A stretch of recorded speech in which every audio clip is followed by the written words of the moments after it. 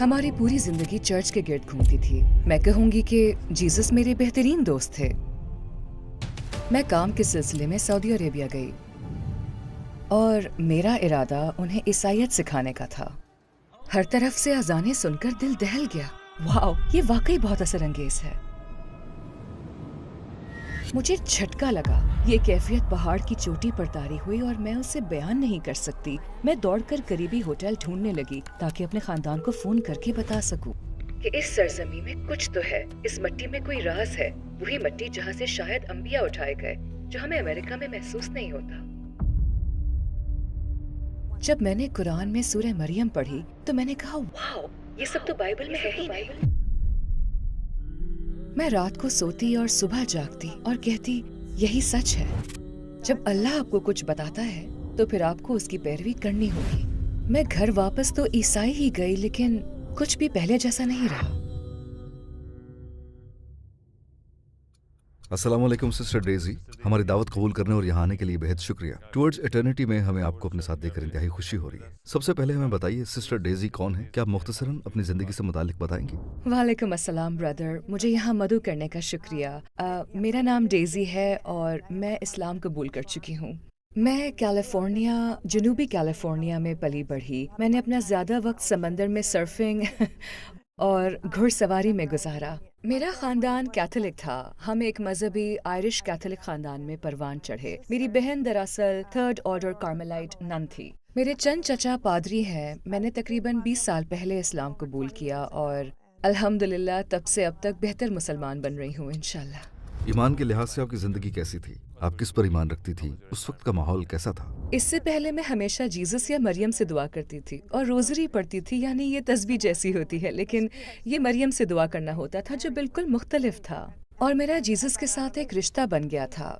मेरे खानदान ने चंद चर्च भी तामीर किए। हमारी पूरी जिंदगी चर्च के गिर्द घूमती थी। कैटेकिज्म, सीसीडी, कॉन्फर्मेशन क्लासेस जाना, नौजवानों को तालीम देना और इसी तरह की सरगर्मियाँ। उस वक्त मेरी सबसे अच्छी सहेलियाँ नन्स थीं। सो मुझे सिखाया गया था कि जीसस खुदा है और ये तीन एक हैं, यानी जीसस, रूहुल कुद्स, ट्रिनिटी का तस्वुर। ज़ाहिर है क्योंकि हम कैथलिक थे। मैं कहूँगी कि हमें सिखाया गया था कि जीसस मेरे बेहतरीन दोस्त हैं। हम हर चीज़ के लिए उन्हीं पर इन्हिसार करते और हर वक्त उनसे बात करते रहते। ऐसी कौन सी बात थी जिसने आपको अपने अकायद पर शक करने पर मजबूर किया? मुझे समझ नहीं आया कि अगर वो खुदा है तो वो मर क्यों रहे थे। खुदा नहीं मरता। मैं हमेशा ये बात समझने से कासिर रही, खुदा अपने बेटे के साथ ऐसा क्यों करेगा? अगर वो खुदा का बेटा है तो फिर उसे तकलीफ क्यों दी? खुदा ने उसे बचाया या वापस क्यों नहीं बुला लिया? मैं बचपन में यही सोचा करती थी, कैसा खुदा है जो अपने बेटे के साथ ऐसा सलूक करे या होने दे।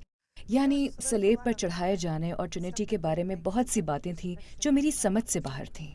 आपका इस्लाम की जानिब सफर कैसे शुरू हुआ? मैं कहूँगी जब मैं सऊदी अरब गई। मैं वहाँ अमेरिकन एम्बेसी में काम कर रही थी, जहाँ मुझे एम्बेसी के अमले के लिए एक चाइल्ड केयर कायम करना था। मैं वहाँ गई, लेकिन साथ ही अपने पादरी के साथ भी काम कर रही थी। और जब मैंने उन्हें बताया कि मैं वहाँ जा रही हूँ तो उन्होंने कहा, ये ईसाइयत को वहाँ पहुँचाने का बेहतरीन मौका है क्योंकि हमें वहाँ दाखिला नहीं मिलता। उस जमाने में ईसाइयों के लिए वहाँ जाना वाकई बहुत मुश्किल था। तो उन्होंने कहा, तुम ये काम कर सकती हो, हम तुम्हें अरबी में तर्जुमा शुदा बाइबल देंगे और तुम्हें सब सामान मुहैया करेंगे।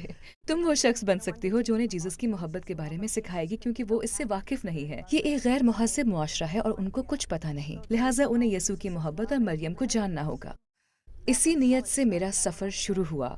मैं इसी मकसद से वहाँ गई और जब मुझे सऊदी लोगों से बात करने का मौका मिला तो मैंने महसूस किया कि अगरचे मुझे कुरान का कुछ इल्म नहीं था, लेकिन उन्हें बाइबल का इल्म था। वहाँ बहुत लोग बाइबल जानते थे, वो सिखाई गई तालीमात से बखूबी वाकिफ थे। उन्हें जीसस के बारे में मुझसे ज्यादा मालूम था। जब मैं उनको जीसस के मौजज़ात बयान करती तो वो अलग मौजज़ात बयान करते। उन्होंने बचपन में बोलने के मौजज़े का जिक्र किया और फिर दूसरे मौजज़ात भी सुनाए।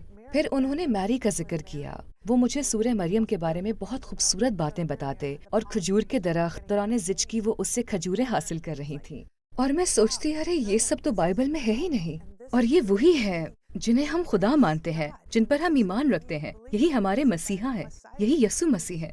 तो ये सब कुछ मेरे लिए एक झटके की तरह था जिसने मुझे जगाया। मेरे लिए अपनी बात कायम रखना मुश्किल हो गया, इतना मुश्किल कि मैं सोच भी नहीं सकती। और कभी कभार तो मैं भी दंग रह जाती। मुझे कहना पड़ता, रुको, میں چرچ فون کر کے پوچھتی ہوں اور میں گھر فون کر کے پوچھتی یہ کیا ہے، یہ کیا معجزہ ہے؟ وہ کہتے ایسا کوئی معجزہ نہیں ہے، جیسس نے بچپن میں بات نہیں کی۔ میں کہتی نہیں، انہوں نے کہا ہے، یہ ان کی کتاب میں لکھا ہے۔ اور وہ حیران ہوتے، کیا؟ یعنی انہیں بھی علم نہیں تھا۔ یہ تب کی بات ہے جب نہ لوگ مجھے جانتے تھے، نہ ہی انٹرنیٹ موجود تھا۔ یہ 80 کی دہائی کی بات ہے، تب ہمارے پاس سیل فونز وغیرہ نہیں ہوتے تھے، یعنی اس وقت جاننے کا کوئی مناسب طریقہ